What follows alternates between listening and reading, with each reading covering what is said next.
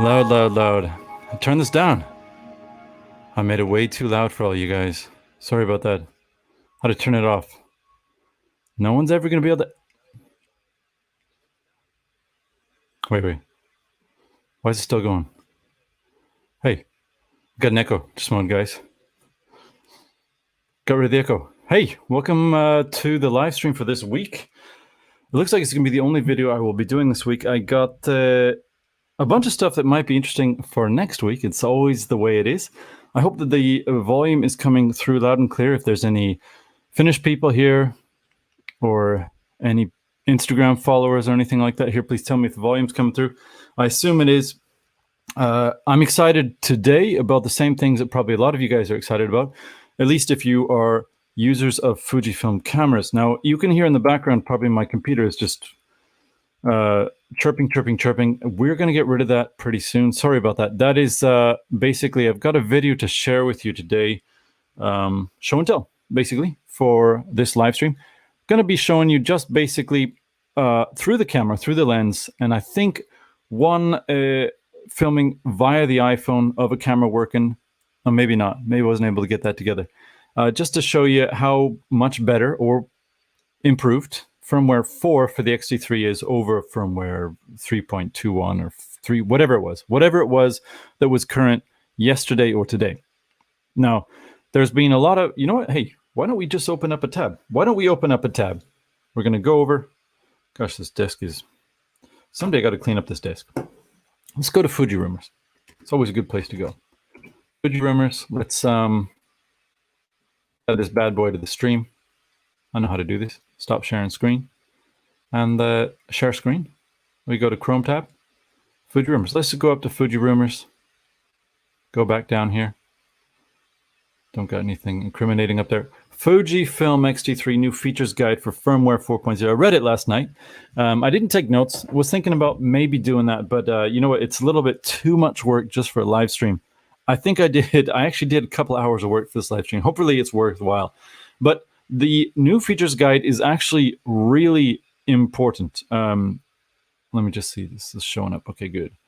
The new features guide is actually important because there are a lot of new things that are going on in there. Now, mainly, I think they're mainly just sort of performance improvements. There are some new menu items, etc.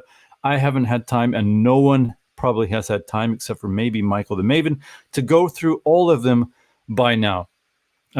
However, the ones I went through were pretty impressive. And this was after I already used the thing. And the reason I read the features guide as much of it as I did was because I was so impressed by what Fujifilm have come up for this firmware update. Now, we all know in the sorry about this, guys. We all know, at least in the Fujifilm world, that they're basically what you're getting in this firmware update is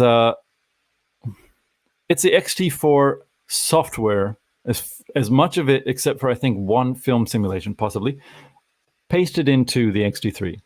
They use the same processor, they use same sensor, One's missing better battery, better card slot design, a better interface with the metering or drive modes, and of course IBIS. But you basically get, minus those better designed pieces of the X-T4, you're getting the X-T4 inside the X-T3. And it's good. It is good. In fact, some of it is so impressive. Some of it is so impressive that it made me sort of double take things. Now, I'm not a big fan, as you know, perhaps you know, I'm not a huge fan of the X-T3. There's a bunch of reasons. It was way overhyped when it came out. I remember the Fuji rumors, sorry, and a lot of Fuji fans were talking about it being as good or better than the A7 III for autofocus. It's good, but it's not as good. It's definitely way better than the X-T2, way better than the X-H1, all that. It's a little bit too small. It's one of the reasons I was really impressed or looking forward to the X-T4, basically, is because that thing is a little bit bigger, chunkier, beefier battery that only goes in 2 ways and locks in one. Just a lot of the problems that issues that I had with the X-T3 and X-T2 are fixed in the X-T4, and I'm super excited about that. However, I'm not going to get it. And the X-T3, you know, we were promised from a long time ago, or we thought we were promised this firmware update. We thought it was coming in the spring or summer, and now it's come in late fall. And let me tell you, this is the camera. I think this firmware update is basically turning the X-T3 into the camera that I wish it was upon release. I'm just going to go over to Google Chrome. We're already in Google Chrome. Sweet.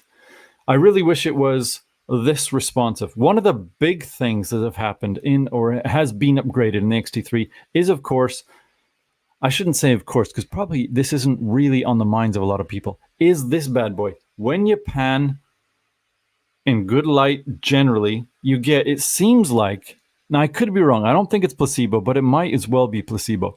I think you're going to get, or at least I'm expecting, and how I interpret it, is that you're getting better refresh and update speeds through the AVF. It looks super silky smooth. In fact, it's like basically going from an iPad to an iPad Pro.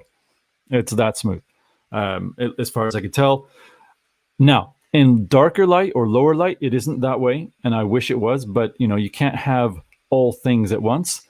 Apart from that, you know, there's minor things in the menu that have been changed. Now let's just go over to Fuji rumors, back down again. Just scroll down a bit. I'm just waiting for the video to export. Sorry, it's taking so long. Probably wait a little bit too long. What happened was the computer is not liking the fact that I'm doing StreamYard at the same time. It's just a MacBook Pro. It's no longer a Mac Pro. So, all right. Anyway, let's go down here. Wait, what? Dudes. I've read this site. I swear I've read it. And it's all right. Fine. All right. There we are. New firmware for X-T3 and X-H1 released. Download now. We're just going to go over the comments. I was looking at the right thing. Now, just going to browse over the what is this called? Article just for a second, just to show you guys.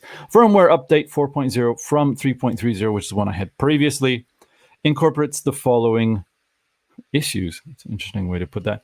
Regarding the detailed improvements, download the X-T3 new features derived from our website. Do it. It's got a lot of good stuff in there. The fastest AF speed is improved from 0.06 seconds to 0.02 seconds, equivalent to the performance of an X-T3. That's 300% improvement in terms of focus speed. I'm not sure anyone's going to be able to tell the difference. That's really fast. Anyway, the algorithm for predicting subject movement has been updated. AF tracking performance has been doubled. Press the shutter halfway down when a subject is in focus to maintain focus on the subject with a higher level of accuracy. This is absolutely true. Let me tell you.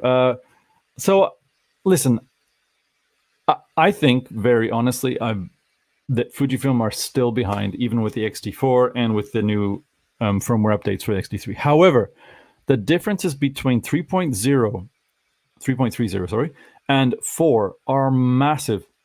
Fujifilm generally before, when it was tracking, if I was doing something like a repetitive motion, like for instance, my daughter on a swing, going back and forth, and it's a small swing, it's not like a huge one, and because of that, the movement, while it's not as fast, is going back and forth at a much more rapid rate because it's on a much shorter tether.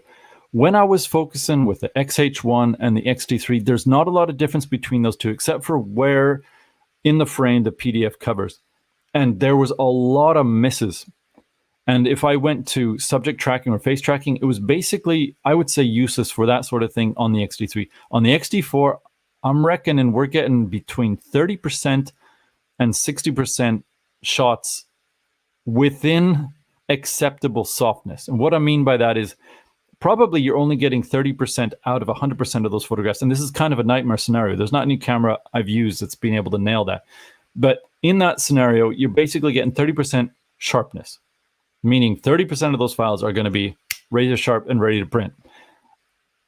Between 30% and 60%, you're going to get within, depending on the size you want to blow it up to or you want to use on web, whether it's going to look sharp enough for you or not.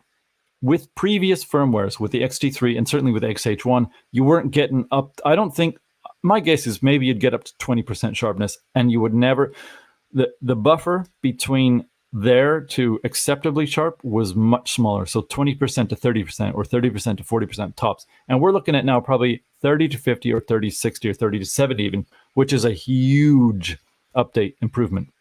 And you can, in fact, the tracking one where you just kind of stick a little square on something and then have the camera track it out, you know, instead of all these little Canon style green squares going up and down, is impressive. I had it today out in the park. I'm not going to show you the video here. I might do it later on, but I basically just pointed at my daughter's shoulder, and she had a pattern on. It was like a fish pattern, some sort of stripe, and it was just following her shoulder until she turned around. But even when she turned around, there was a couple times when it went back to roughly the same spot, and I've never seen that in a Fujifilm.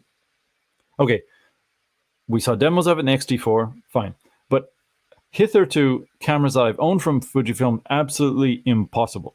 Not even close. And in fact, that's far beyond what the Canon 5D4 does. And the 5D4, until this moment, was absolutely hands down, except for frame rate, the better and faster and more capable camera for autofocus. Certainly against X-T3. I'm just going to check the file, see how we're doing. Because, okay, we got a couple more minutes. So that's excellent news. Let's go back down here, new firmware. And it works. I mean, it worked inside when the light was relatively low. So say sun has gone down, you have one light in your living room right above you, but it's only like a 10-watt LED lamp that lights the room, but not to like brightness, not even to like half of a daylight, more like a quarter or a fifth of a daylight. So it's good for, not even good for reading, but it's, you know, it's good for watching TV or something like that. Maybe good for Jenga. Under that light, you could still focus on something like a coffee cup, something that has a bit of contrast, and put it on like a Starbucks logo or something like that, and it would just go follow it really, really well. In fact, it was so impressive. You know what? Did I bring it? I didn't bring it. Did I bring it? I brought it. Oh man, there's another thing. The X-T3 until this moment, I'm going to fly all over the place here. Unless you guys, if you guys start chatting, I'll answer questions. But if you don't, then I'll just fly all over the place until the video's done. Another thing that's really massively improved, by the way, is when using the lens, when using an adapted lens, like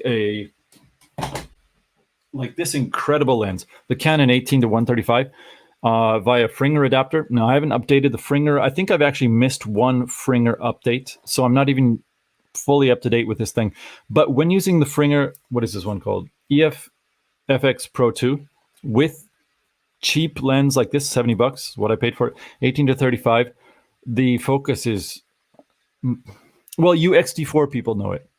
I haven't tried the X-T4 with an adapted lens, but I assume it's very similar, which is roughly like what was usable sometimes very well, like certainly the 18-55 Canon AFS lens, or no, sorry, EFS lens.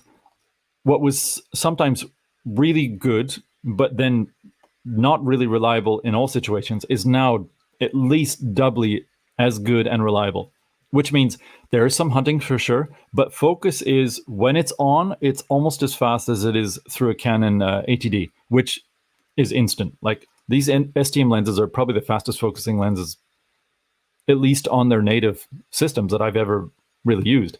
It just rockets to right there. Not quite as fast as the Canon ATD, but just about.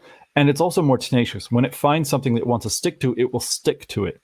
And that's adapted. So I think that this Firmware 4 or if you have an X-T4, you already know this, but if you have a firmware 4 for the X-T3, it's going to extend the life of your X-T3 either through your native glass and just make it a much better camera, as we'll see in the video when it's, how much longer we got here?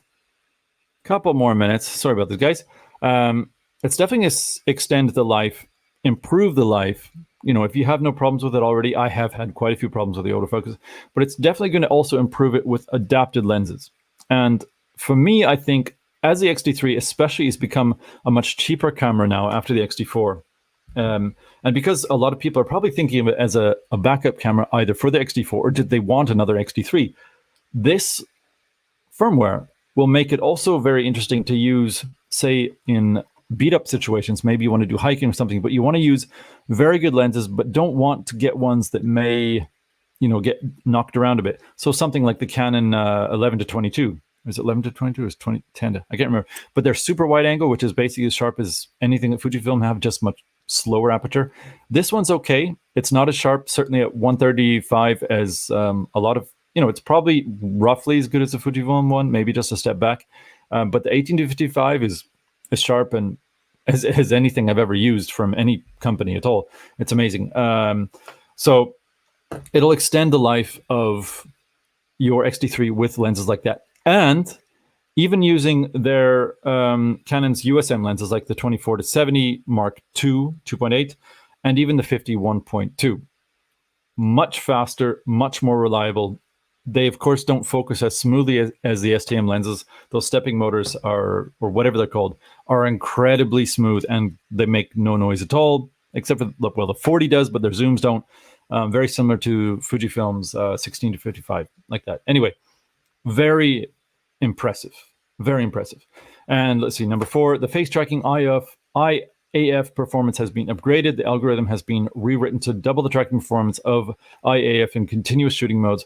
And yeah, I could put face tracking with the tracking subject matter or whatever through the X-T3 on a less shot, like the high speed, you know, and it like I said, 30% on the swings, which is incredible. 30% with, you know, about a 20%, 30% buffer for acceptable sharpness. And that was with face tracking, or with, you know, if I just did the regular tracking, it could do that as well. So this is a huge improvement. I don't think Fujifilm did a good job of actually advertising this point here. It's way better than double.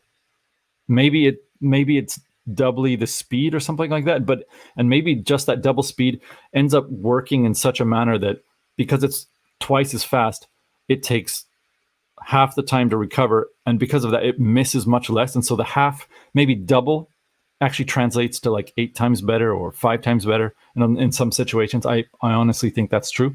The update allows the camera AF to work in low light levels down to -7.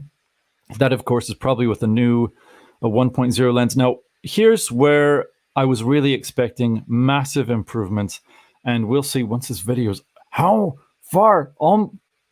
Okay, don't live stream whilst trying to export a video. You all know this, but don't do it. I'll put it this way. I was expecting a lot better. When it came to low light, the X-T3 was already way behind, was behind my 80D. In the center focus, it's behind the 5D2, which is from 2008. It, depending on the situation, it was better than or worse than the SL from 2015. So I've not been impressed with it in low light, except for the fact that you can still see things essentially in low light and get a pretty good sort of EVF update speed as long as you're not doing a lot of autofocus stuff or tracking, because otherwise it will chop. But anyway, what I found was, and you'll see in the video, that it's still slow as molasses, but it now focuses in places or under certain lighting situations on things that it could not previously focus. And I think this is a massive, I mean, this is a win as far as I'm concerned. But again, it's not, unfortunately, it's not the massive gains I was hoping. When Fujifilm said that the X-T3 was good for -3 EV focus, autofocus, like maybe using PDAF, and then it would switch after that to CDAF or something like that. People have explained it. That didn't sound so bad, because I think my 5D4 is something like -3 or -4, and it's good really good through the OVF. You just can't see. Only problem is you can't see where it's going to focus on. You just know. You just have to guess. Like if it's a center one, you just have to kind of like, it's probably center, and then you notice that it's locked on something. Well, you can't see the box, but it's focused on it. Well, the X-T3 couldn't. Previously, if the thing didn't have a lot of indirect light or was super contrasty, it wouldn't focus on it. And so it's now it doesn't feel doubly better. It feels like, what would I compare it with? You know, I don't have a camera. I haven't used an autofocus camera. How do I put this? I could use a manual focus Leica with, you know, any old lens, doesn't matter because I'm doing the focusing. And I could still, I'm pretty sure I could autofocus faster than the X-T4 with the 4.0 improvement. It's just know your lens with the Leica, know your distances, know the box, know how to focus. And even manually, I could focus faster than the autofocus with the new updated firmware.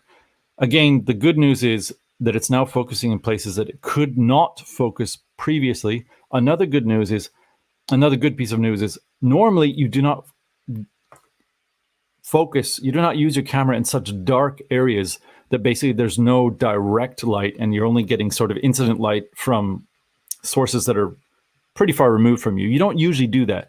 And so because of that, I'm not going to be doom and gloom about this point, but I was expecting a lot better. Technically, it sounds like the X-T4 technically has the advantage over the 5D4 in terms of focus speed as well as down to what it can do in the minus EVs. Unfortunately, it looks like, and it still seems to be the case, that the 5D4 is just way more reliable than the X-T4 with the new firmware. But we'll see that in the video. All right, next. Anyway, so kind of upset about that. The new firmware adds a focus limiter function. Haven't used that. I assume it's pretty cool. This is also cool. The size of the single AF point can be adjusted during video recording. Finally, that's cool. Don't use that a lot, but that is cool. I've been waiting forever. Canon, you can't do that as far as I can tell. And now, of course, you can use the same sort of tracking thing that you do to get photos to work in the video. You can touch on something, it'll just track that thing. It's really nice. Photo ratings can be read by third-party software. I'll never know about that. Whatever, that's for advanced users. The focus point can be changed by the focus lever during AE lock. Huh. Gotta try that out as well. Actually, I don't even AE lock. I suppose it's like half press and then that's interesting. I wonder if, I don't even know if you can do that with the Canon. The default settings of AF's priority section in the release focus priority of the shooting menu is changed to focus from release. Yeah, that's something. Why don't you guys go read about that? This is kind of the exciting stuff. Now, just gonna go check the video one more time. We are. I thought it was like 2 minutes before, but it's probably now like 2 minutes away from it.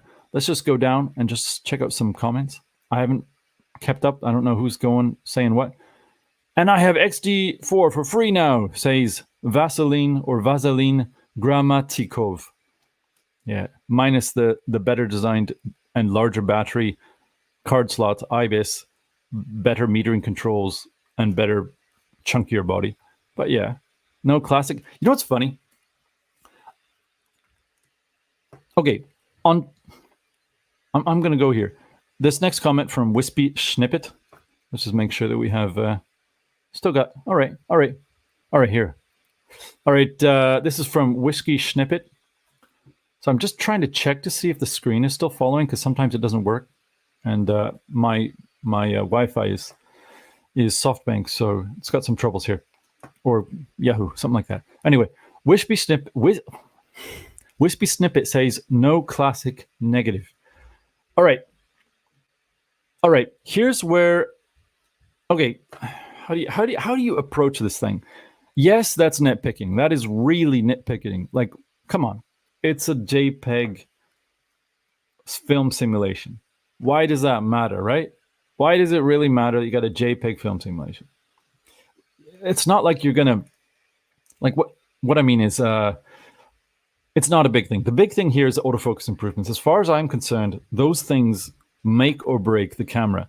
And as far as I'm concerned, the X-T3 is now the camera it should have been in its first year of release. What I mean is, I imagine that when it first released, there would be things that would still need to be improved, but it's performing at the level, at least in autofocus, of, in certain areas, as good as the ATD in terms of speed. In terms of tracking reliability, it might be close to the A7 III now. It might be close. I don't think it's probably quite up there. And it's, what else? It's better. It's better. And that's what we should really be focusing on. However, Fujifilm have released updates that allowed new film simulations. And we also know the X-T3 has the same hardware as the X Pro 3, as well as the X-T4. So it is nitpicky to say, why is there no classic negative? But at the same time, it's like, come on, man. Why is there no classic negative? Fujifilm are not at all reliable when it comes to Kaizen.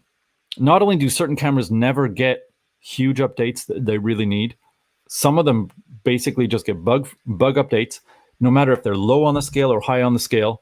Their scale, that new God Eye pyramid Masonic thing, that thing, it shows like a low-end camera up near the top. Like everything, there's nothing that's uniform or reliable in Fuji's world. Kaizen is one of those things. And the X-T3, until this moment, yes, there have been updates. Yes, it was already 3.30 firmware. And so it sounds like a lot has been done, but not a lot that's really made it the camera I think it needed to be. 2 years on, now we have the camera that I think it should have been within the first year of its release. But it should have, yeah, if it can do it, why not bring out the classic negative? Now, people might be like, but that'll screw up the sales for the X-T4. Nah, I don't see that. I don't see that. The X-T4 is a different camera. It's more expensive. It's a little bit bigger, has better battery. A lot of you guys in the Fujifilm world, I say you guys because I don't even want to associate with you. You're like, it's too big. Whenever a new camera comes out, they're like, why can't it be smaller? Some people, I was reading over in, where was it? Sony Alpha Rumors. I can't remember. It was about the A7 III or it was about the new A7C or whatever. Whatever it was, somebody said too heavy and they were honest about it. And it's like, one of the big problems of the Sony cameras, and Fujifilm people do say that Fujifilm has better ergonomics. I disagree with that. However, Sony cameras are too small. You can't put your fingers anywhere without them cramping. They're horrible. Fujifilms are still trying to be as small as possible. I have an article coming about this in a little while. It's basically how mirrorless makers have basically gaslit the entire mirrorless world. And the thrust of it is this. I'm going to give it away right here. You're getting my essay for free. It was free anyway. No one pays me for nothing.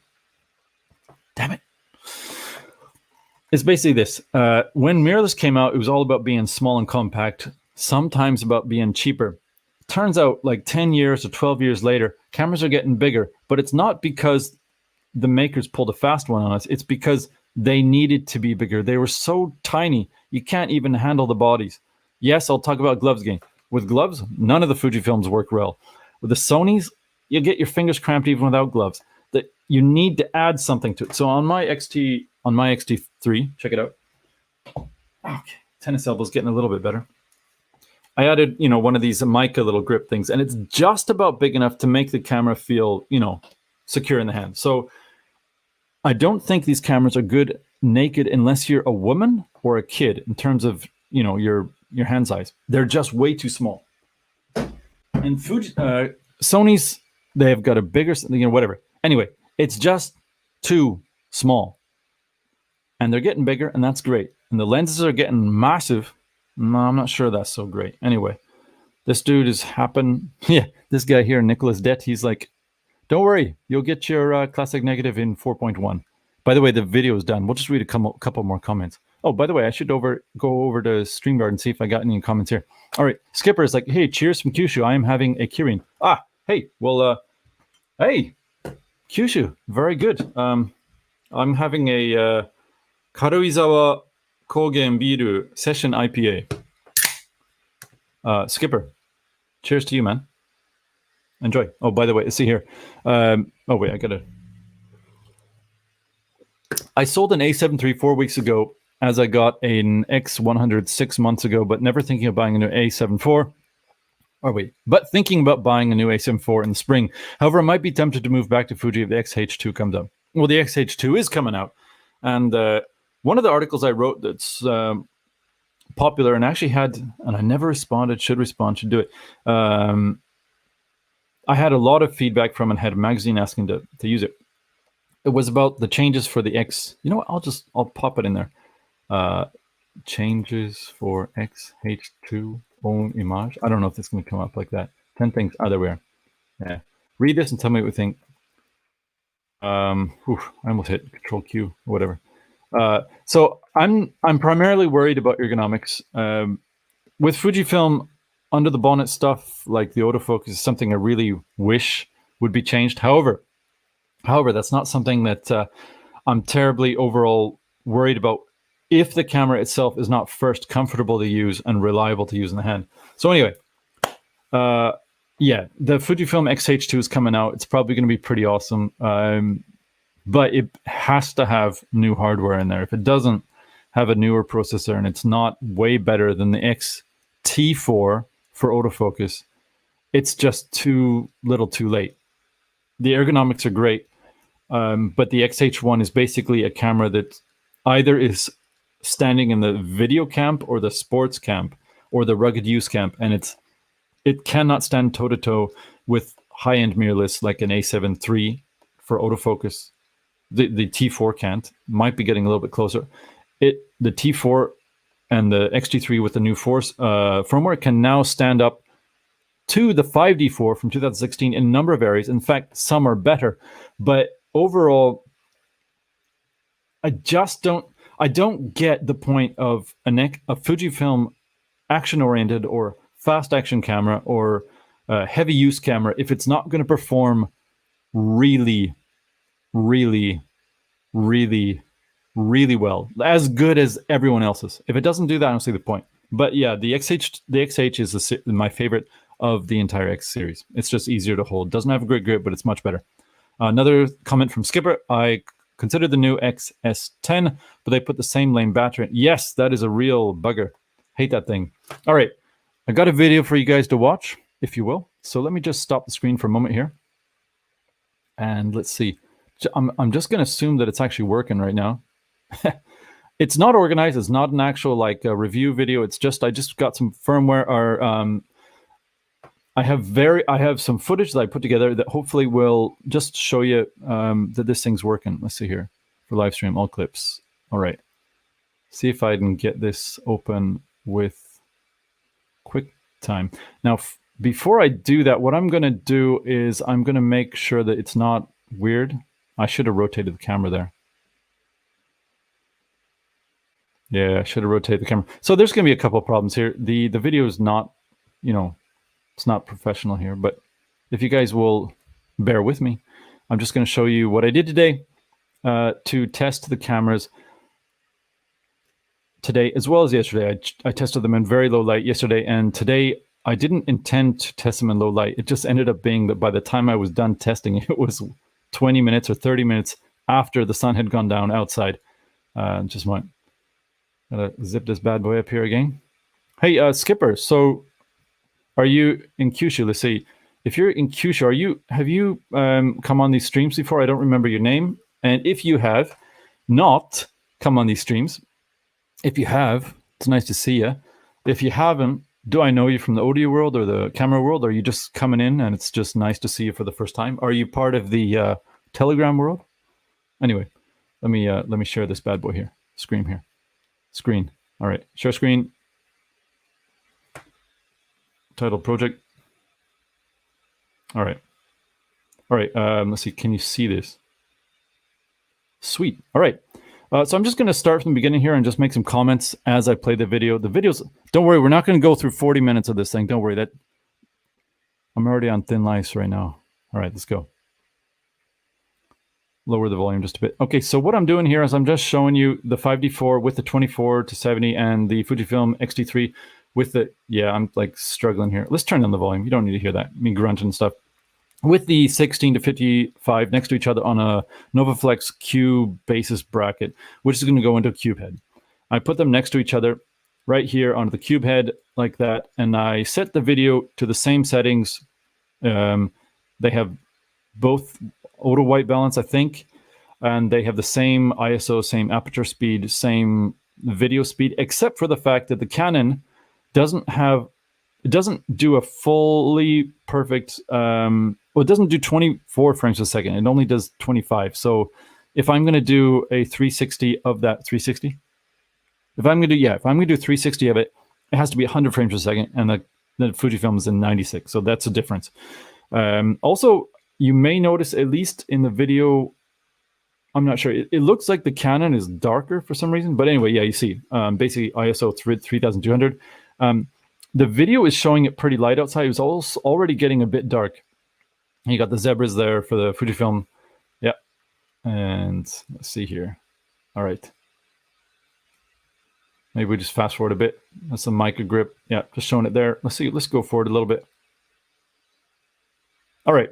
Now I got them side by side. This is with the 24-70 and the 16-55. And I think I'm just going to try to, I think I can bring up the volume now, because I think I actually have something to say.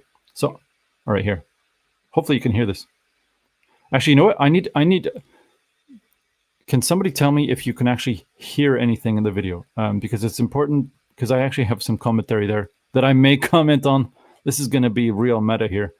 So, Skipper, you're the only one that's commenting here. Can you tell me if you can hear the audio in the video now that I hit play?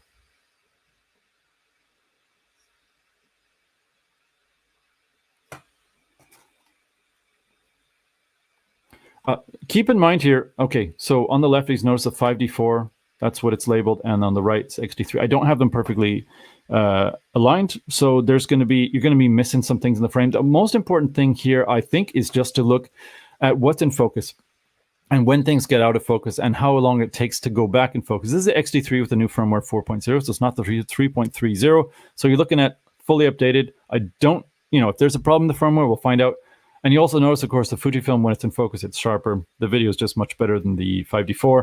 Let's just get back here. Not getting any, okay, doesn't have to be Skipper. Anyone else? Tell me if you hear the sound. I want to hear the sound. Tell me if you hear the sound. I just want to know this, okay? Let's see here. Hopefully you hear it. Hopefully you hear it. All right, go. Boom.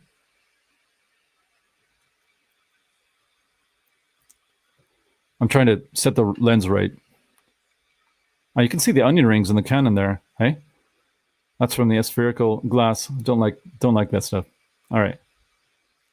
Got it. It's not aligned perfectly. Not aligned perfectly here. Okay, you notice there, you might have noticed there that it's jumping. The Fujifilm jumped instead of slowly rolled into focus, and I don't know why that is. You also notice here on the right-hand side, the Fujifilm is larger. That's because I zoomed in to the maximum zoom, which is 55, and on which would be roughly like 85 millimeters or 83 or something like that. And on the Canon, of course, it only goes to 70. So we're looking at a difference between, 15 millimeters. But I just wanted to show them on the wide end. Plus, you might see what you like of the bokeh. All right, let's go. No sound, eh? All right. All right. I'll just do some comments here. All right, this guy's talking about low light. He's talking about what time it is. He's basically noticed his watch that it's almost 5 o'clock and that the sun will be down in a couple of minutes. So that's what he's doing. He's going to walk around, dance around, and you're going to just see him monkeying around, just trying to see which camera is faster at pulling focus and all that. So just check it out. Fujifilm on the right, Canon on the left. Equivalent lenses. Aperture is the same. ISO is the same. Shutter speed is roughly the same. 1080p.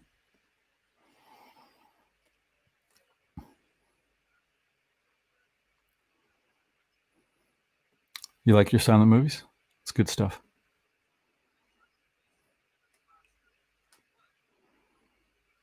All right. Sorry about going off. I didn't have a way to like calibrate this. Okay, but anyway, the guy in the video is saying right now, he's like, I'm pretty sure that the Fujifilm will be able to track faster, because I was thinking in the good light at the moment. And I've noticed in good light, the Fujifilm's autofocus for video is faster than the Canon's even now. And of course, the Canon's not using a lens that was developed for video stuff, and the Fujifilm maybe not necessarily for video, but it's already using the sort of motors that are much better, don't make as much noise, etc., and much better for that sort of thing. But anyway.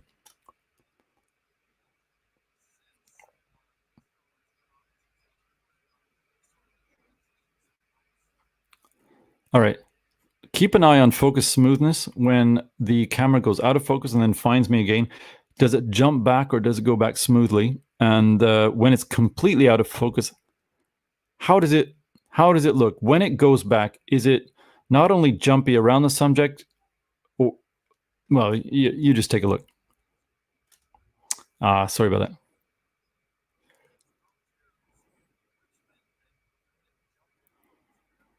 I gotta say, all right, so far, I think that perhaps the Canon's a little bit more tenacious, but the Fujifilm is picking up so fast. When I used to do this, when I tried this before, the Fujifilm was nowhere near. And I've got face tracking on. I don't have eye tracking on. You can't see the back of the cameras, whatever. But yeah, I think if you've used your X-T3s roughly at dusk, just check this out, man. It's such a huge improvement.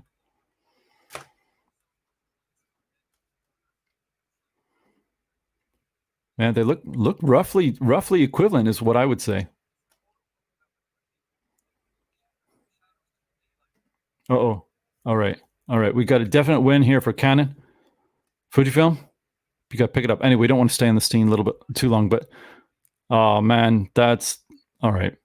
All right, that shouldn't have happened. I stayed right there in the center. That shouldn't have happened. Okay. That's 2 losses for Fujifilm right at the moment. Come on. All right. By the way, I was just talking about jumps, and you noticed that it jumped right back into focus. Okay, let's fast forward here a little bit. 5D3. What is? Oh man, wish I knew what was happening right now. I don't know what's going on, but let's take. Hey, we got. Looks like we got a little bit of delay here. I'm seeing that they're not the same frame. Slightly. Sorry about that, guys.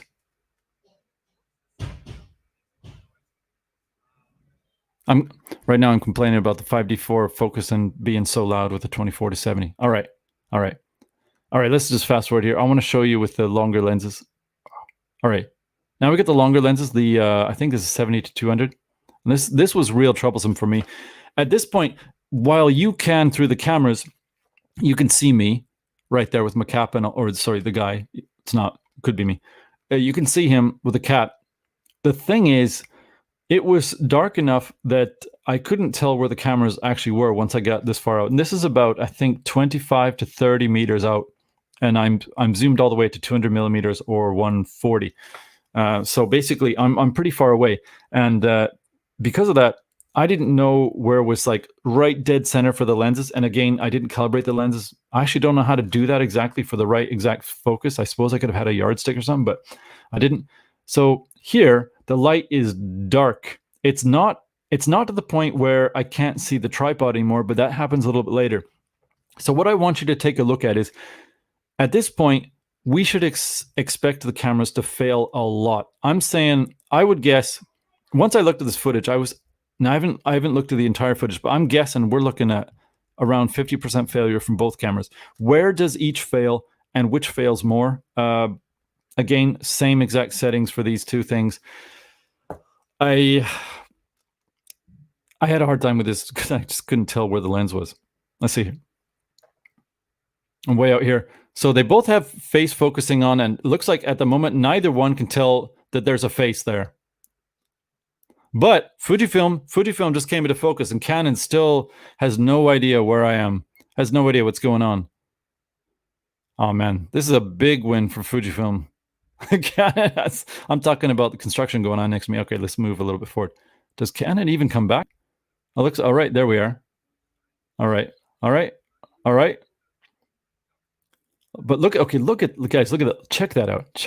The Fujifilm's actually staying with my face, and it's dark. It's not fully dark. Like we're dusk still. Dusk. Okay. We're like just entering or just right through blue hour, which is itself like 20 minutes long. But I would say they're neck and neck at this point. But back there far away, the Canon just had no idea what was going on. All right. Let's see. We're gonna do one of those stupid like dance things that people do to show that the camera's good or not. All right, wait here, just a second here. Okay, it looks like just before we get into it, looks like the Canon's already lost the story here. All right, let's go. Boom. All right. Oh, Canon's still there. Ah, no, it's lost it. Oh man, Canon comes in and out.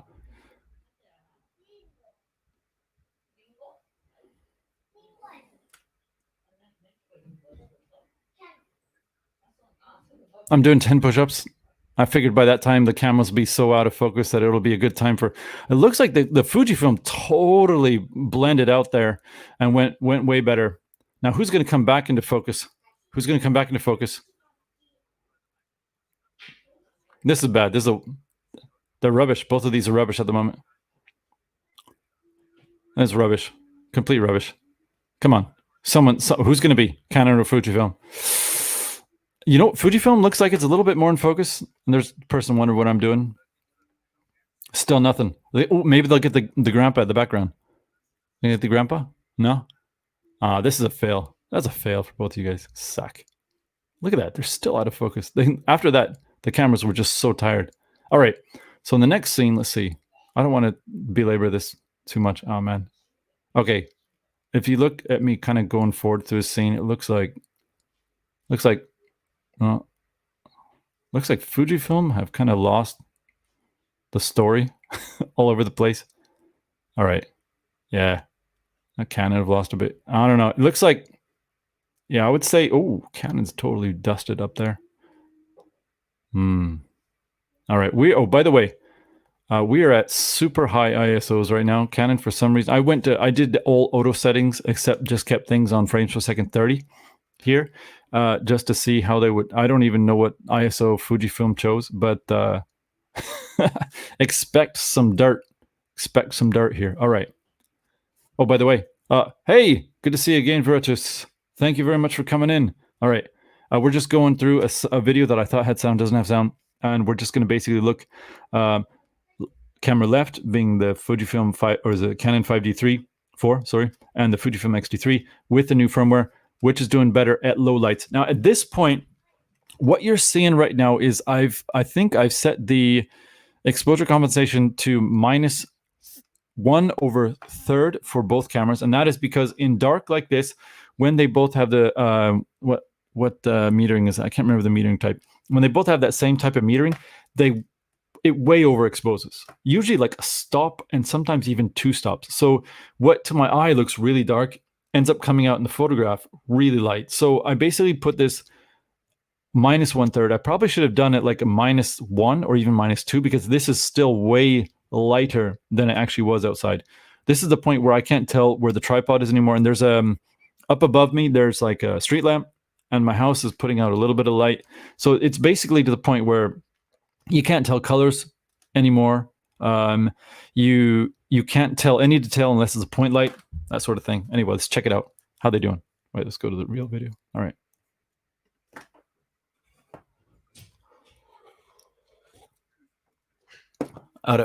Yeah, look at this camera work here. I'm not. Go over to the left, man, or the right. Okay, we're running toward the Fujifilm is what I thought I was doing. Oh man, this is bad camera work. But it looks okay. So I'm basically I was running. Let's see.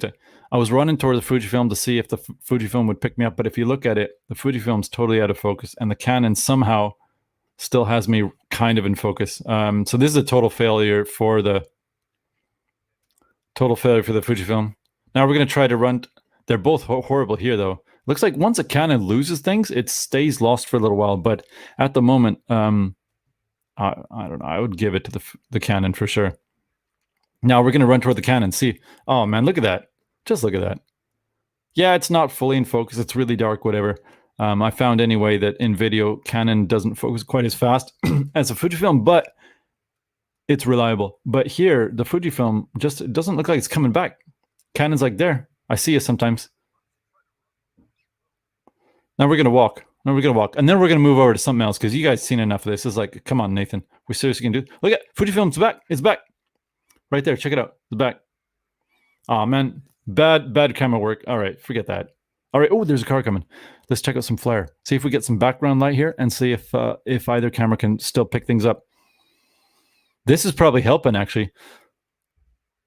Oh, man. You can see my belly. Oh. Also, auto white balance. Canon's a lot redder.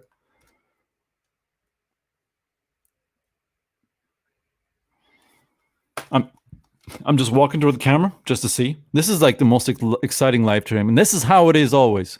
You guys that watch this channel know what it's like. All right. Oh. All right. All right. Looks like Fujifilm sort of lost a story. Is it going to come back? Oh, it was back for a second. Now remember, this is a native lens. Oh man, it's gone. Okay, like I said, so we're just gonna go to the next section. Next section. Basically, what I'm saying is this. What I've noticed with X-T4 in the new firmware is in good light, it's way better. I don't think it's 200% better, but it's way better. It's competitive. It's not up there, I don't think, with the A7 III, but it's probably not too far off. In some ways, it's better than the 5D4. In some ways, it's not. But for video in good light, it's... Listen, Fujifilm X-T3 has been better than the 5D4 for quite a while in terms of just focus speed. And you can change the focus speed much easier than you can on the Canon and all that for video.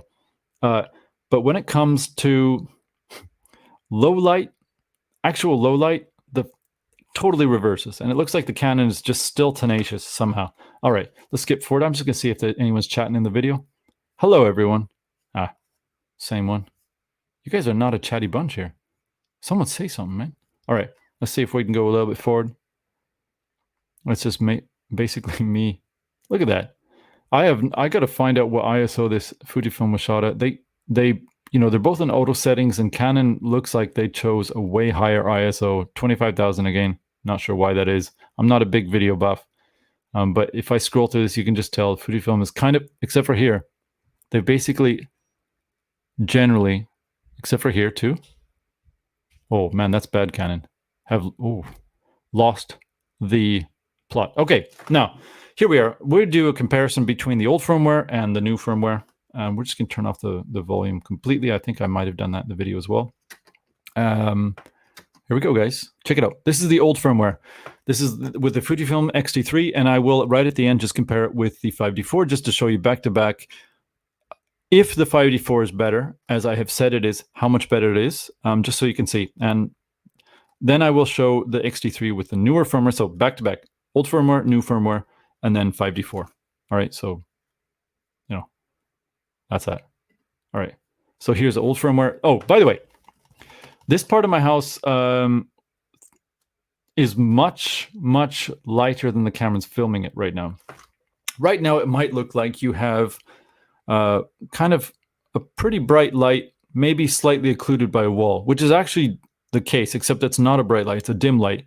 It's already in a room that's probably like -1 or -2 EV. And this is a section where there's no direct light coming in. We're looking at -4, possibly -5. And if it gets really dark outside, or like the TV or other incident light is not on, we're probably looking at like it could be very close to -6. So this should be pushing the edges of what Fujifilm claim about the X-T3, and I think it does that. Now this is, again, old firmware. It's probably jumping to CDAF because it does actually go in, does go into sharpness here and there. And I assume that that's because it also uses CDAF for focusing in low light. So that's just a Millennium Falcon I haven't built yet. That's a new one from the new horrible Star Wars series. All right. Now, these are shoes. You'll see that later on. That's actually shoes, but there's not enough detail there for the Fujifilm to see anything there. So I don't think it gets focused at all. And back there is my beloved Marinoni bicycle. It's a lighter section there. We're probably looking at like -3 over there, but it's having a hard time focusing. And they want to make sure there's like no bras or anything like that. All right. All right. Now, this is much lighter. We're looking at like -2.5 to -3 here. So that this should be doable here, that light switch.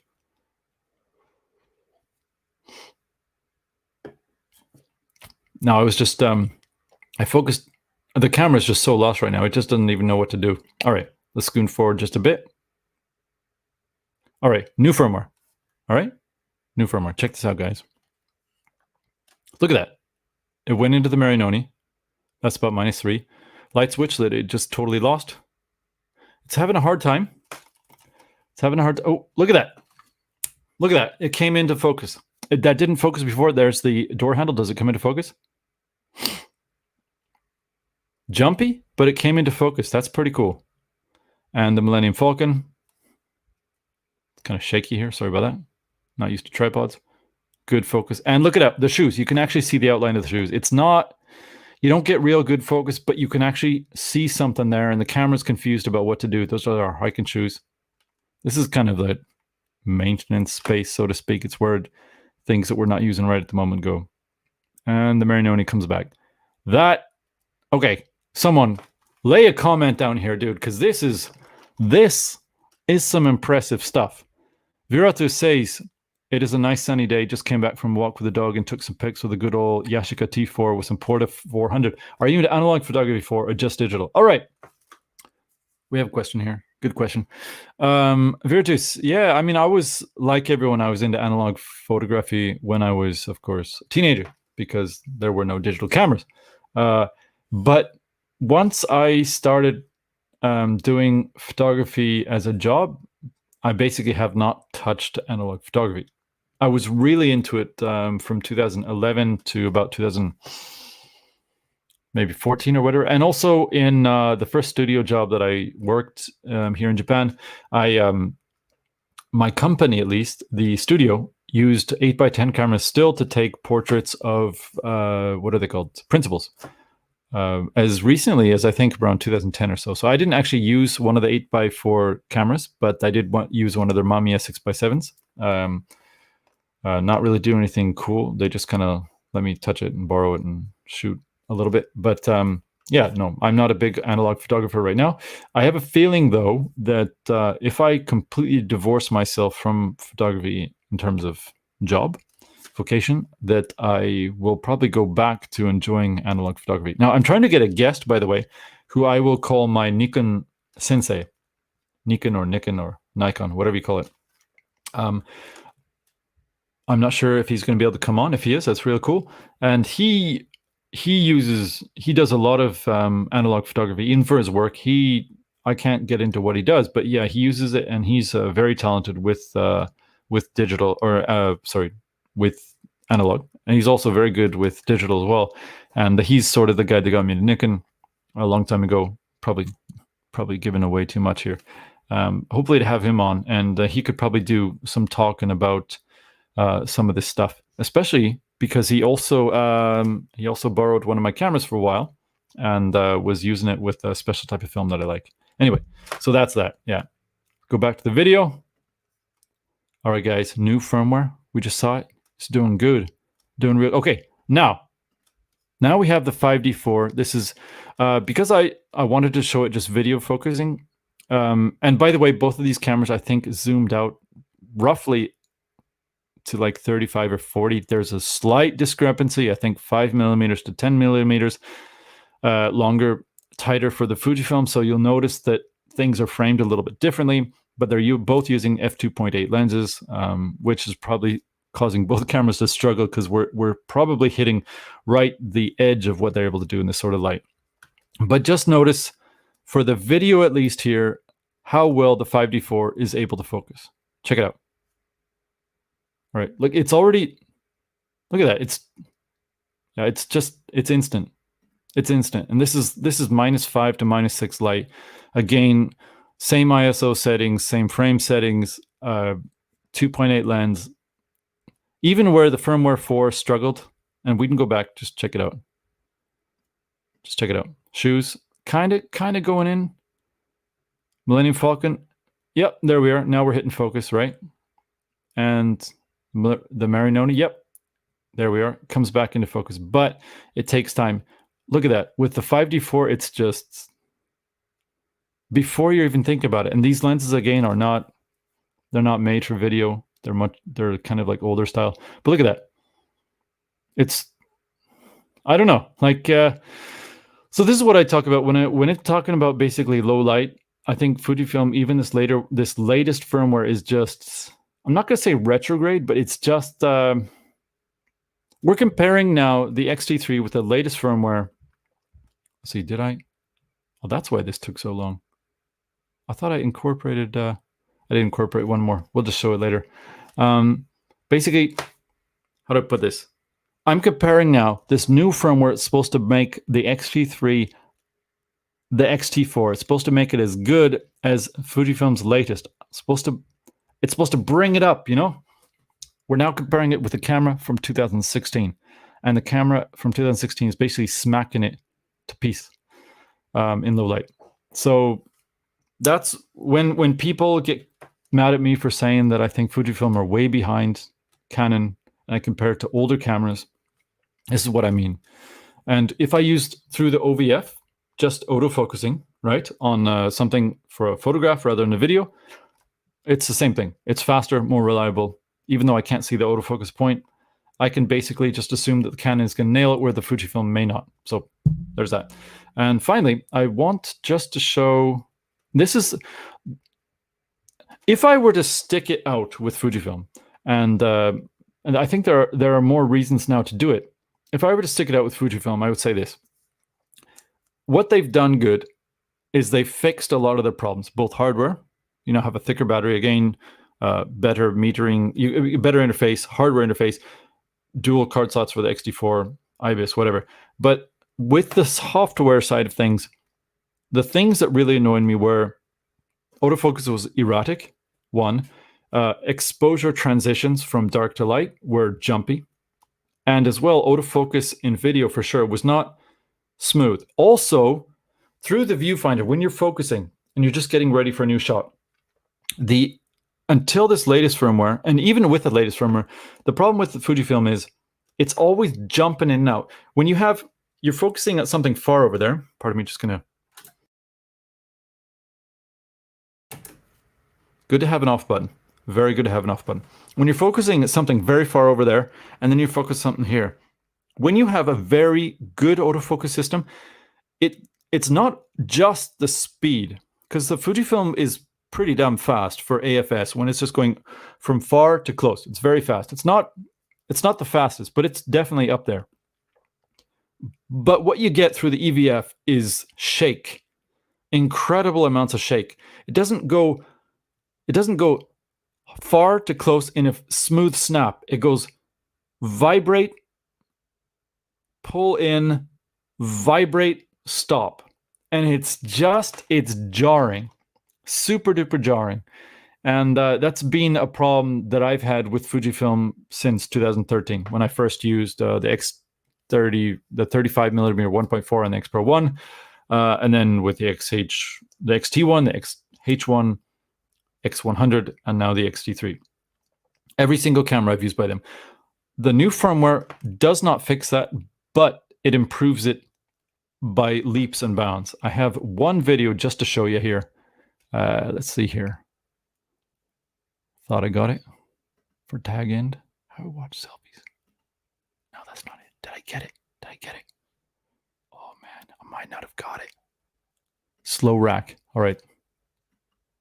It's a name. It's an interesting name. All right. We're going to go back to QuickTime Player here. And let's see. Let's add share screen. Okay, guys, check this out here. Application window. This is going to be the last thing I do here. So if you got any questions, please do ask.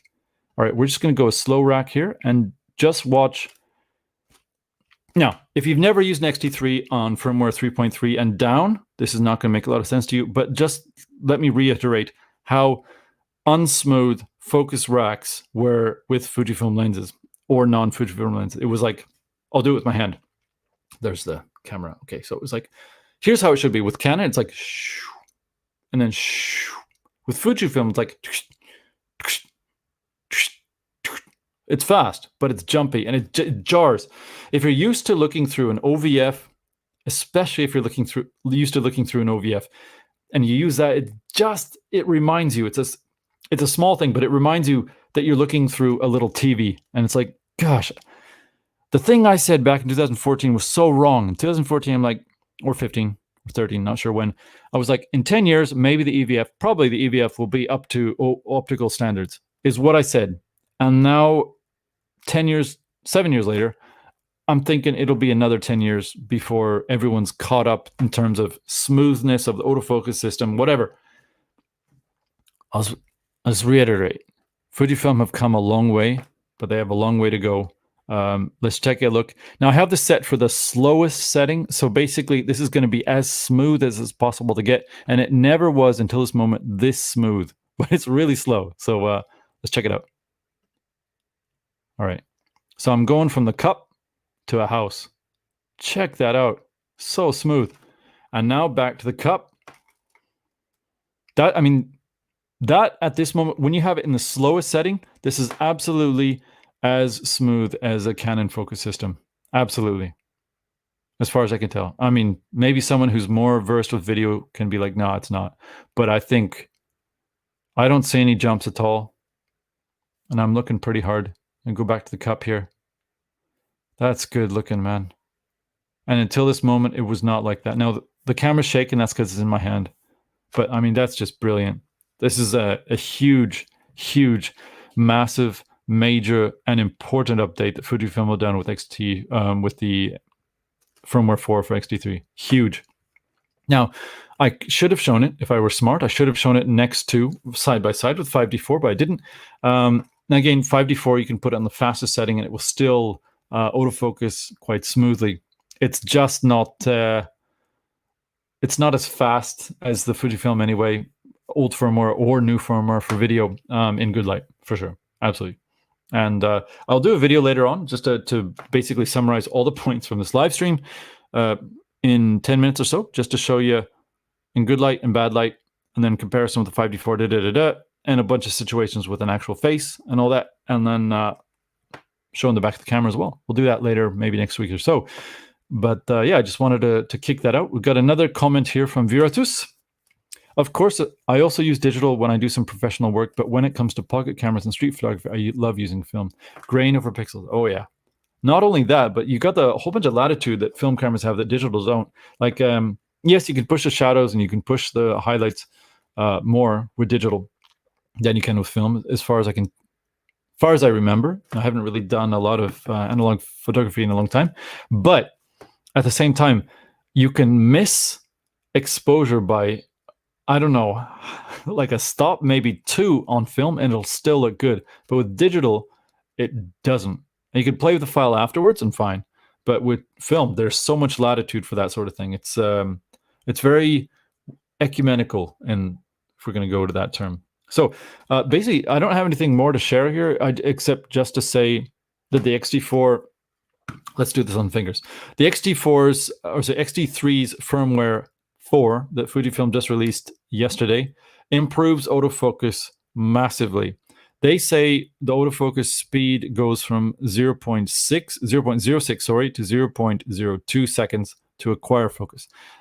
And they also say it doubles the speed of some sort of recovery or something like that. Whatever it is. Whatever. Somebody knows better. But I think all of that basically combines to give you a much, much, much better and faster speed transition, everything. Because if you can hit the target faster and then recover from mistakes faster, you've basically tripled or quadrupled the speed of focus recovery. So it's incredible. In good light, I think, yeah, absolutely, the X-T3 has now jumped past the 5D4 for general snapshot photographs for following a thing. And of course, it can cover more because it's got a bigger, it can cover the entire sensor. But in low light, it's nowhere. It's not even close. And even in good light, when it comes to focus transitions, when it comes to things like immediate focus speed, I still think the 5D4 is ahead. Again, I'm comparing a camera that now has the newest firmware that's supposed to be as good as the latest camera from 2020 to 2016. And especially in low light, there you saw that video. We're looking at like the X-T3, sorry, with firmware 4, couldn't focus on the shoes. The Canon basically got it. It got the Marinoni, but not exactly that well.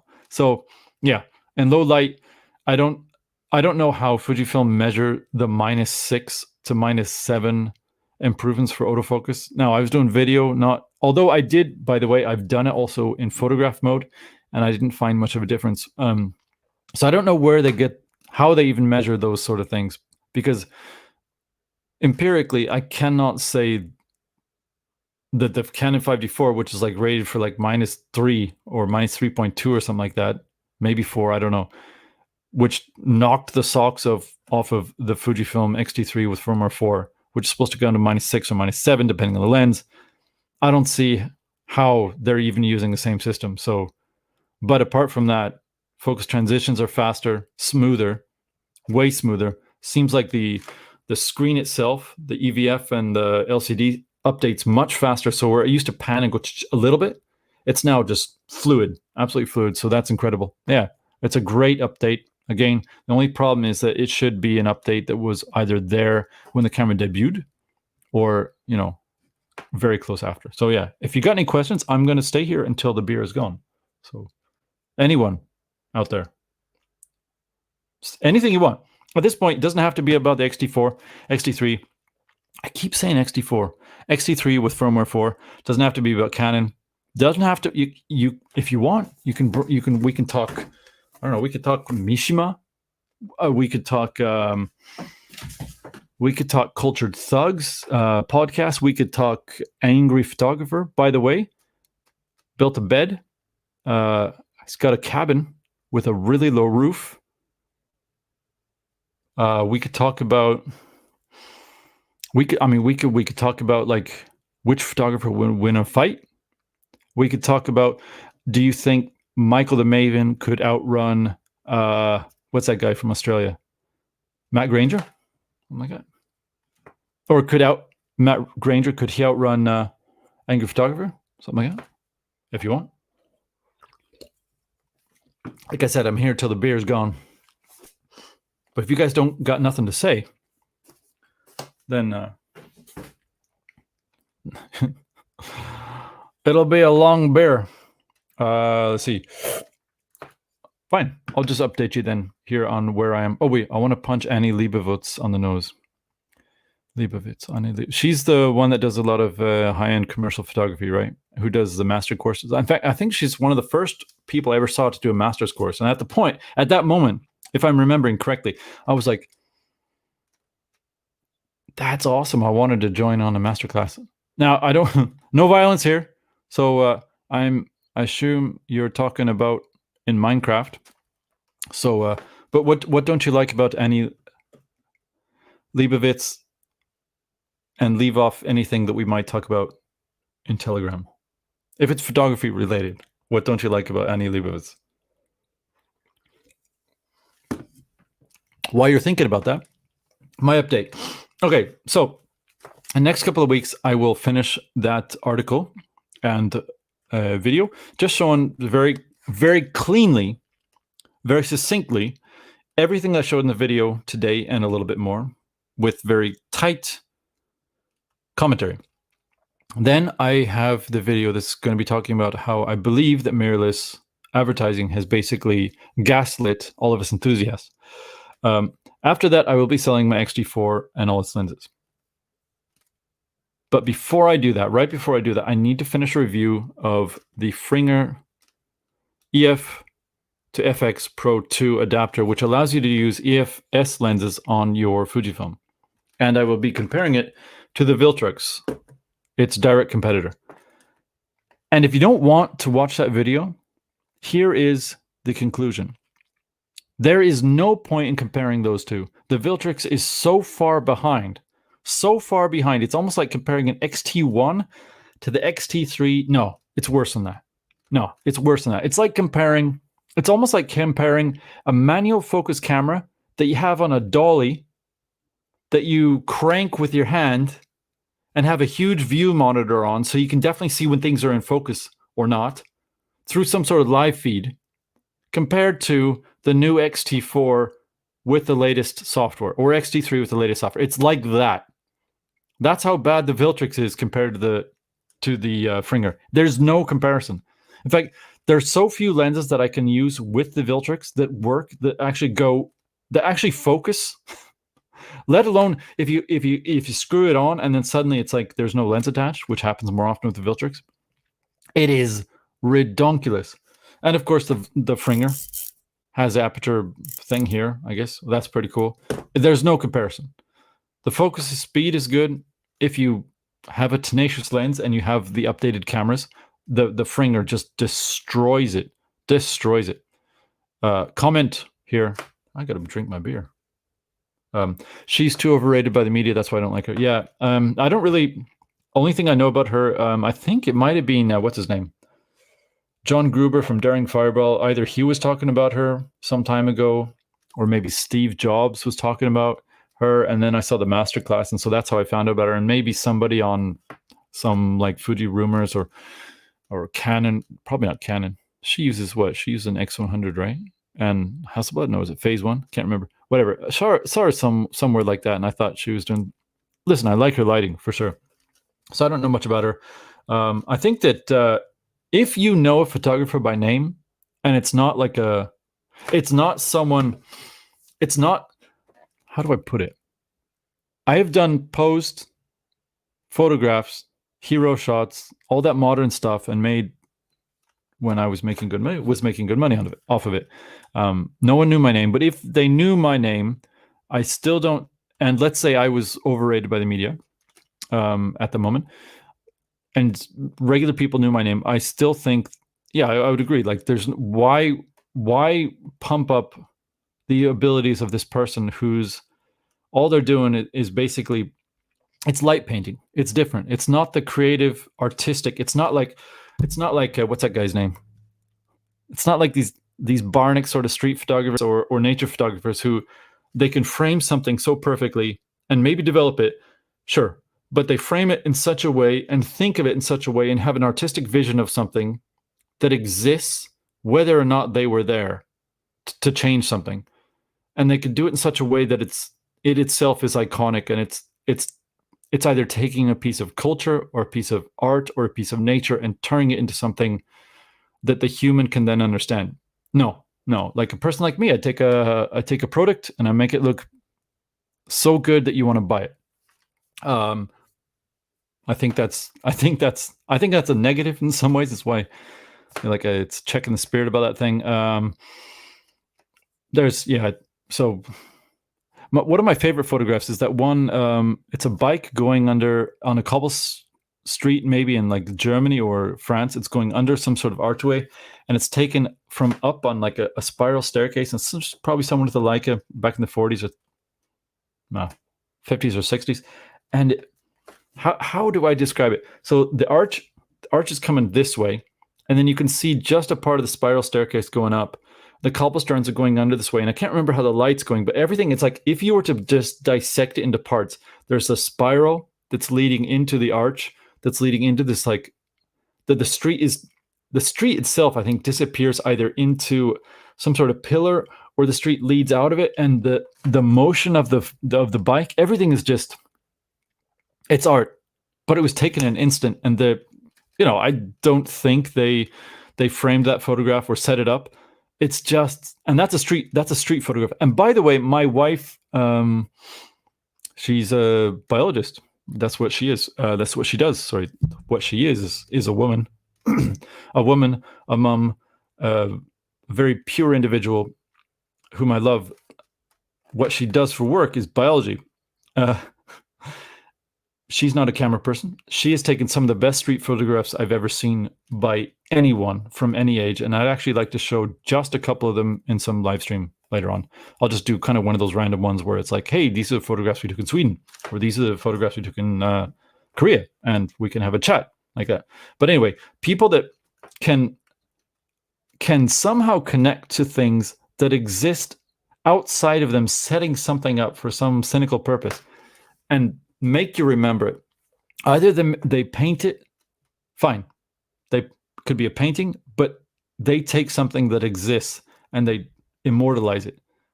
Not something that's there for you to consume, right? But they immortalize something like that. Or they immortalize a scene that makes you remember something. Like I'm thinking, like one of my another favorite photograph is, I think it's after the October or November.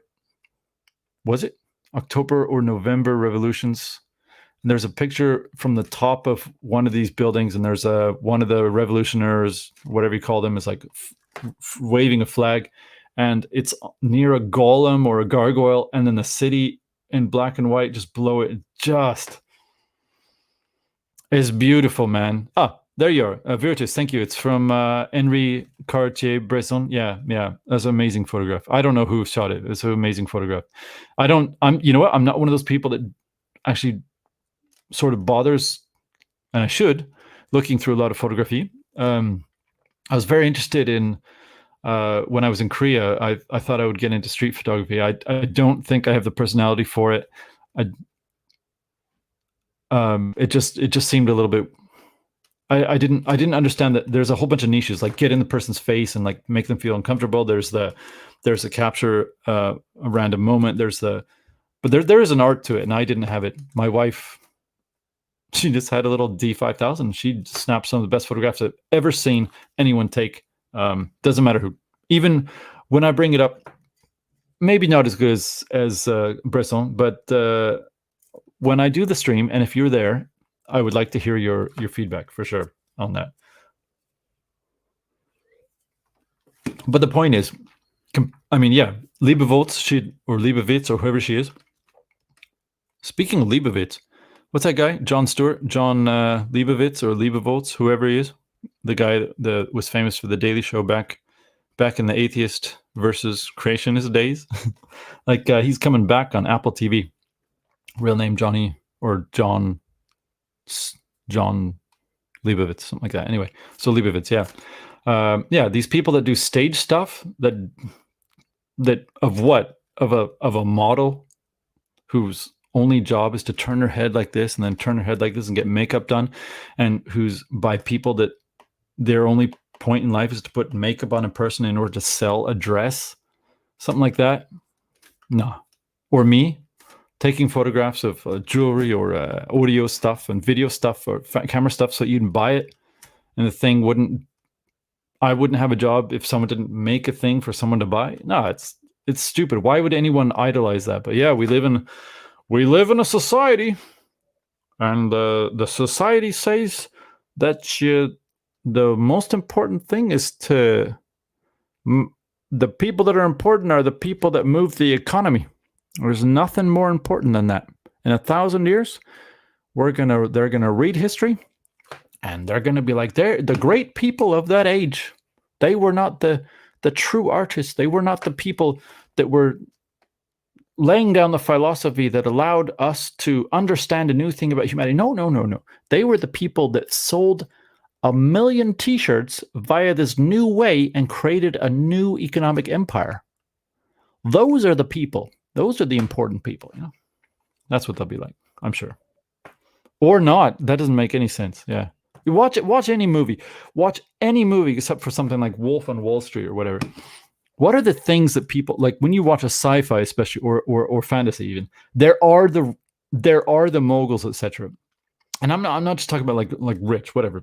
People are rich, doesn't matter. But like no movie idolizes somebody. No fiction that anyone cares about idolizes somebody getting rich just for getting rich. Like just that's the reason they exist. No. It's always some greater purpose. One of my favorite science fiction books is called now we're totally off topic now. We're down to the X-T3. If you're here for the X-T3, it's called Hyperion. And there's one, I can't remember his name. Solomon, I think his name. Solomon. So anyway, there's 7 characters. It's basically a retold version of the the Tales, Canterbury Tales, but of course in modern English, but set like 10,000 years into the future in a very fantastic science fiction, written by, I think, Dan Simmons is his name. I think that's his name.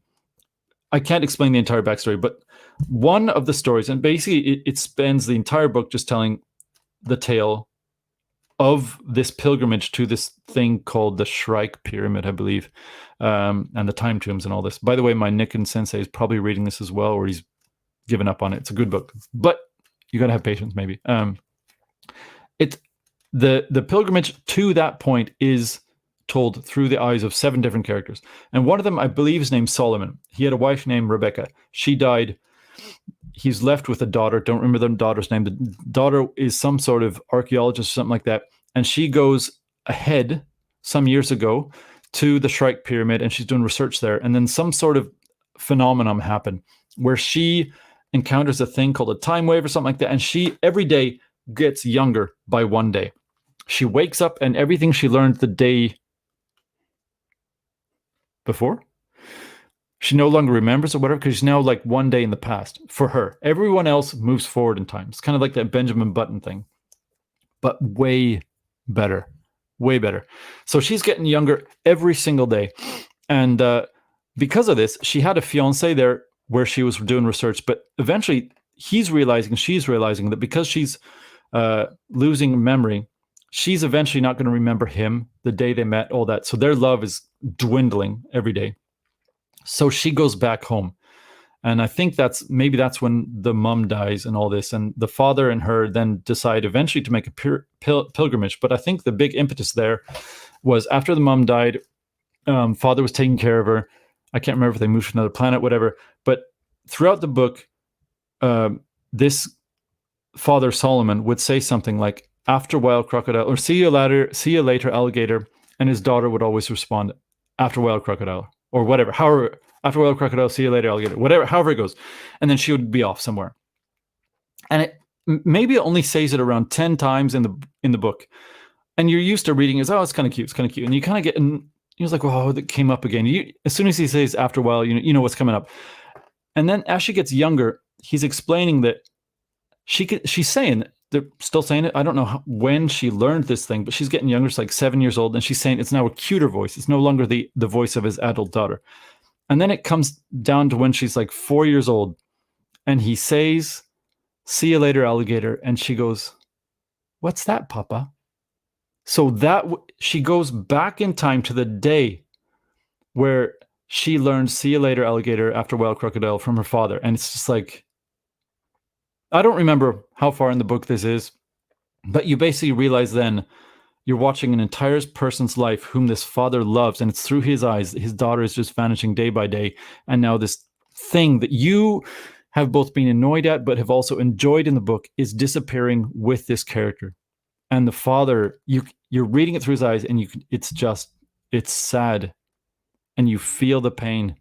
And so his I think in the book he's called the Wandering Jew.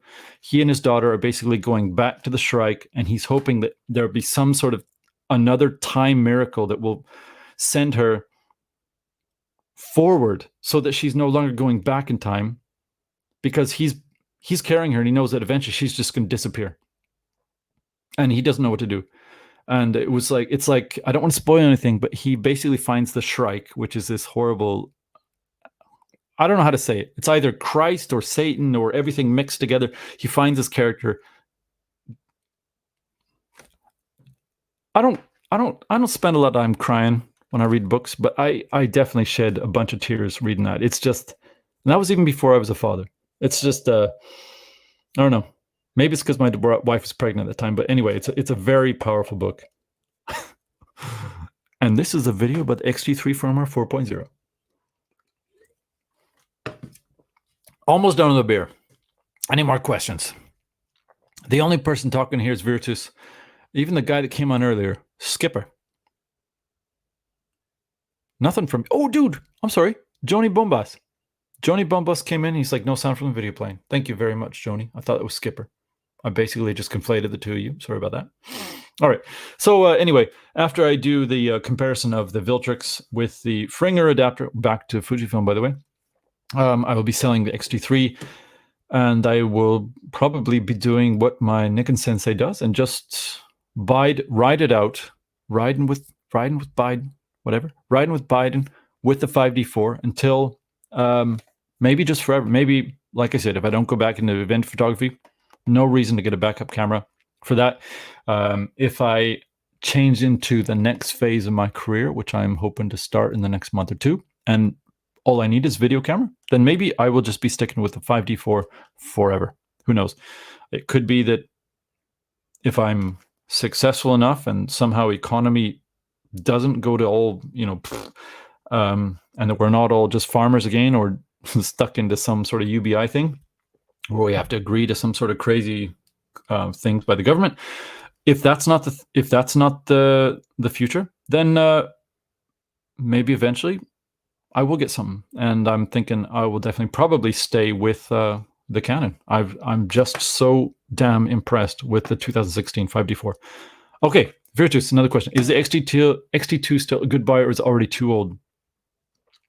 Oh, listen, that's the simple answer is it's still a good buy if you can get one cheap. It's pretty well built. It's it's metal body, but metal body doesn't really mean a lot. It doesn't feel solid like in the same way that Leica does.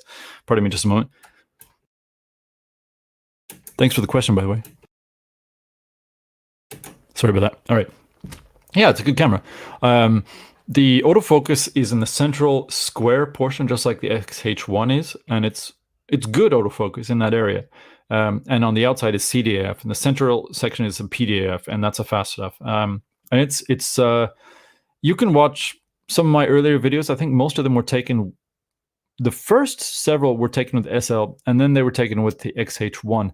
And if you see my Thursday Things series, which I haven't been able to keep up with because it's just too loud in the house with my daughter here. If you look at that series, you'll notice, just watch how fast that camera is able to react to things put up to it and then put back. It's very good for that sort of thing in close proximity. Very good. And the XH1 uses the same processor and all that as the XT2, so I assume they're the same. The thing is with the XT series is they're very hard to hold. They're very small. And the buttons are very fiddly. And the XT3 is a little bit better than XT2. XT4 is, of course, it's just better thought out. But none of the Fujifilm bodies are. I don't think they're well thought out for ergonomics. So, whatever. That's my thoughts on that. It'll return you good images. Image quality is good. The lenses, of course, are pretty good. And the price is right for that camera. So, I just picked up a 5D4, right? For less than half of price. I sold my GFX for it basically and saved a bunch of money. And that's a camera from 2016 that completely embarrasses in general still the XT3, but the XT, I don't know, man. I don't know. If you have to have mirrorless, yeah, sure. XT2 is a good choice, yeah. ADD, by the way, is a better, faster, more responsive camera than the XT2. But video quality, you know what? Video quality is better than the XT2 though. So, yeah. And the amps are better. The audio amps for sure. The Canon ATD audio amps, I never did the video on it. I tested it. I even had it like driving headphones and did the parallel out and all that. It's horrible. It's horrible. Fujifilms are much better. In fact, they're really good. In fact, one more article I'm going to do is about the X-T3. I sound like what's that guy? The Kurt Vonnegut paperback writer who shows up in that. What's his name? I always forget his name. But he's got a million ideas. He's like, I once wrote a book about like people who are 700 feet tall who had to get into a small window. Like that. Yeah. So who knows? Hopefully I'll get it done eventually. Yeah. So got 6 people watching. Come on, somebody else. Virtus is probably really tired doing all the chatting, and I'm 1/3 left.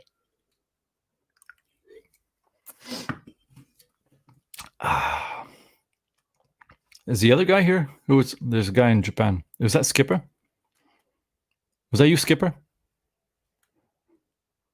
Kyushu. Having a Kirin. Okay. Yeah, Skipper was here having a beer. I don't know if he's still here. If you're still here, man, tell me how many beers. Hopefully you haven't had too many. Beer's not a good thing to have too much of. If you want to have good body, leads to good spirit, leads to good mind. Maybe it's good body, good mind, good spirit, something like that. Final question. How are the film simulation programs on the X2 cameras? How? They're good. I think they're very, very nice.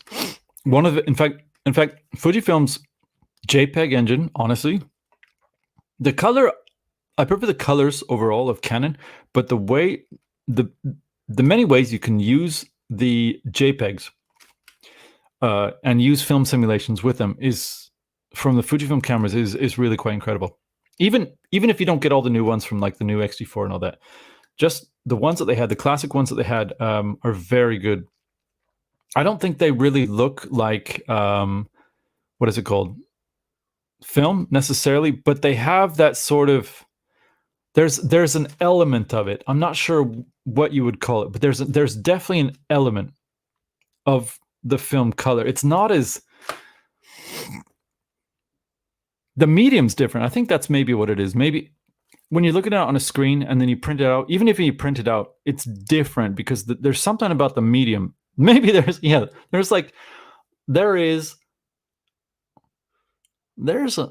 something in the medium. Maybe like something that's not just material. Something transfers via the medium. It's there. And as good as those simulations can be, and as close as they can be in some like general sense, they're different. They look good though. I think Fujifilm JPEGs. Here's one thing I have. The JPEGs are much larger. So the Canon, let's say just for instance, example. I'm probably wrong about this. Let's say the JPEG size for the Fujifilm is 24 megapixels. No, megabytes, sorry. And a Canon one that has the same megapixel count is like 14. That sounds heavy, but what I found is those JPEGs are actually, they almost, so the film simulations are good, but as long as you have it set to fine, you can basically use those JPEGs like a very light version of a RAW file. So, so you have latitude for editing after. Now, bad news is because of that, I always thought that the JPEGs from Fujifilm were as sharp and had as much acuity as a Canon file. Turns out I've done them back to back with a full frame, and no, they don't. With a APS-C, yeah, they do. In fact, they're better. But next to a full frame, in terms of just, and I'm not talking about noise or anything like that, but I always thought that they're good. For APS-C, they're very, very good. And you can definitely do more with them. You want to boost the blacks, you want to lower the whites. You can do that sort of thing. By the way, people are doing that all around the world right now at a record pace. And it's happened, and it's come like really fast since like the 50s. I'm not talking about that right now. Basically, you can totally do that. No problem at all with the JPEGs from the Fujifilms. But you don't get a lot of detail. And I would say I was kind of suckered. I had the GFX 50S for work, and that thing has a super fine setting. And the super fine setting really, honestly, I could blow up to 400%, and I could take a perfectly demosaicked or whatever you call a RAW file and blow it up to 400%, and I couldn't really tell the difference. And so I thought that that's how it was for the APS-C cameras as well. Turns out it's not. When I look at a properly done RAW file from a X-T3 and a properly done JPEG, fine, put them next to each other, it's a world of difference between the two. So I wish I had a super fine setting for the APS-C cameras. I don't know if it would make a difference or not, but anyway, yeah, their JPEGs are good. Their film simulations are excellent. Colors are one of the better ones out there. Yeah. So yeah, if it's good price, yeah, X-T2, it's a good camera, man. But seriously, I have wondered though. Matt the Maven, is that his name? Mark the Maven? He would totally destroy Angry Photographer in a race. But Angry Photographer versus what's that guy? Matt Granger? Matt Granger would win, totally win. But I think it's kind of off topic, kind of on topic. Because it looks, wait, was it? Matt Granger was a Nikon guy. Angry was a Nikon guy. Angry is now a Fujifilm guy. Matt Granger is, what is he? I can't remember. What did he get? Can't remember. But Matt Granger does a lot more active stuff, at least in front of the camera. But I'm pretty sure Angry's built his cabin. So he's got skills. Now, not like racing requires the same skills or has the same skill set as building a cabin or shooting a model scene. But I have a feeling that some of that power that Angry has would probably transfer into something. Yeah, if the race is 50 meters, no, Matt would destroy him. If it was like a couple of miles, that's when I think that cabin building experience would really sort of do it for Angry. It's actually sort of something I'd be really interested in. Casey would destroy everyone, though. That guy, have you seen his pull-ups? If you've watched a Vegetable Police channel, man, when he was in Thailand, that guy was strapped. I don't think anyone would compare to him. Not even Tony Northrup. He's not sure if he's strapped, but he's in good shape. Who else? Who's the guy that's always on the bike from D Preview? He's always on the bike. Everyone's always watching him weave in the alley. Can't remember his name. Barney Britton. It's not Barney.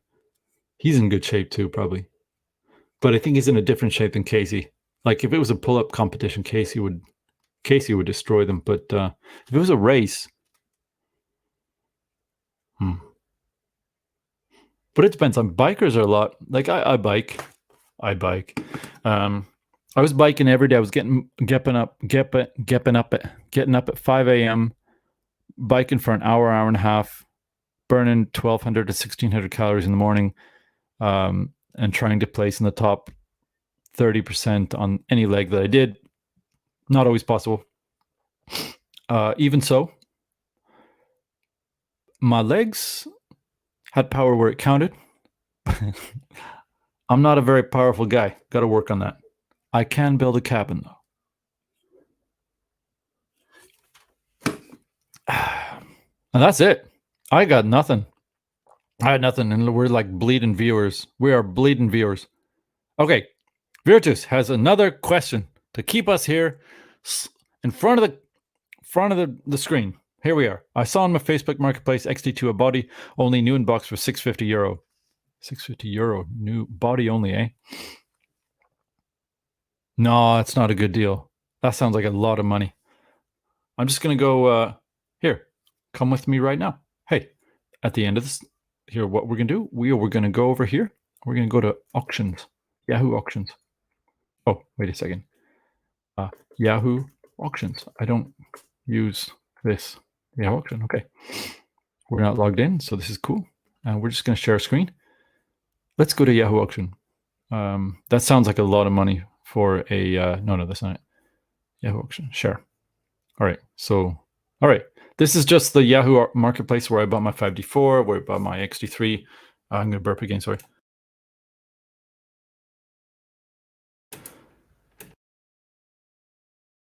Don't drink beer on a stream. All right, Fujifilm X-T3 body. That's insane. Why would it? No. Oh, well, actually, you know what? €650, right? All right, so this one just went for 53900. That's Japanese yen. Looks like it's just the body. And Japanese yen is basically the same as US dollar at the moment. This one went for $500. And you said it came with the 18 to 55. I have the 1855. It's an okay lens. It's not great. The IBIS is okay, or OBIS or whatever it's called. The what else about it? Focus speed is pretty good. Mark, how you doing? Everyone, put your Instagram in the channel again, please. You're late. I'm about to shut the channel down, or the stream down. Put your Instagram in there. Everyone follow this guy. Speaking of Annie Leibovitz, we were talking about how her posed photographs are kind of, she's like, big. Everyone knows her, even non-photographers.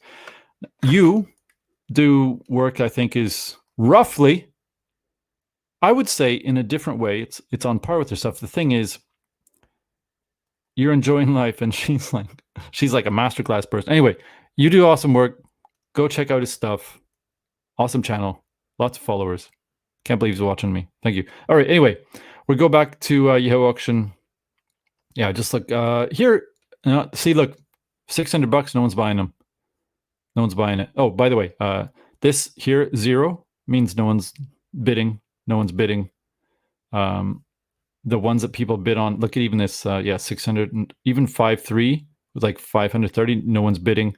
That one is insane. Why would anyone do that? Here, it's sold at $530 US, basically. With the 1855, yeah, no, 900 euro is a lot of money. No way, that's too much money. Way too much money. But in Portugal, maybe it's a little bit more money. In Eurozone, it might be more. I don't know. Yeah. So anyway, yeah. Mark, you're too late, man. I said I was going to keep doing this till the end of my beer, and this is the last sip, or last 2 sips. Let me see. One more sip. All right.